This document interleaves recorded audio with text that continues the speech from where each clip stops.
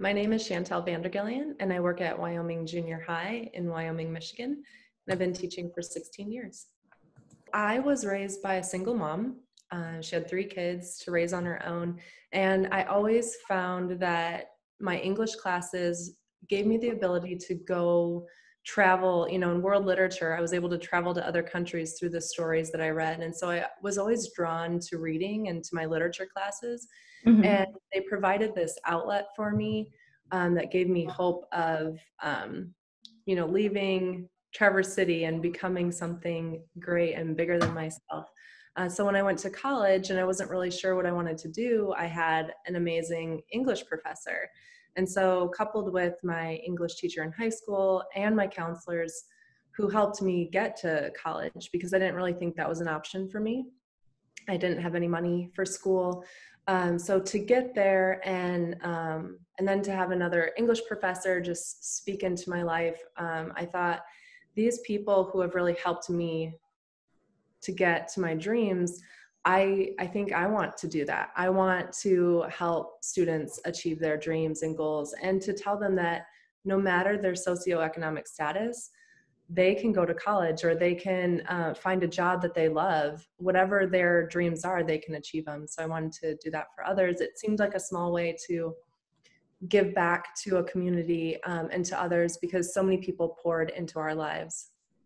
Remote learning for sure is hard. It's a difficult situation for teachers and students to be in, but it's so necessary during this time as we all work together to stop the spread of the coronavirus in Michigan. I think my students, their families, our communities, and their health and safety are #1 priority. So while it's difficult and it's new and weird, it's necessary for sure. The best way I've seen, and this is just coming from other teachers and seeing the great things they're doing, video. So using video, whether it's Loom or Castify, where they can see your face and you can give them little bits of instruction through video. It creates that face-to-face interaction that we're craving. Picking those key standards, so paring it down to what do students really need to learn during this time to make it bite-sized and manageable. And then just to keep those expectations high. I am floored every day when I open up my students' writing and I see what they're producing. But if I lowered those standards, I wouldn't get that high quality product. So I would say communication is key. So if parents are struggling, or if they want to know if their child is completing the work, maybe they have to go to work, they're an essential worker and they don't know if their child is doing the work, communicate with the teachers. Oftentimes there are resources that teachers can give the parents to help them, and really just working together as a team. So I say communication and just communicating with the teacher is the biggest support. I love getting emails from parents. And then, teachers communicating with the parents. Everything I send to my students, I also send to the parents so they know what's going on. It's gone really well, really positive. We have weekly check-in meetings with the staff. My principal holds those, and the higher administration is checking in with us. We feel really supported. We feel like we're reaching our students, whether it's a physical packet or online. So I think it's going well. What are your thoughts on what next school year should look like?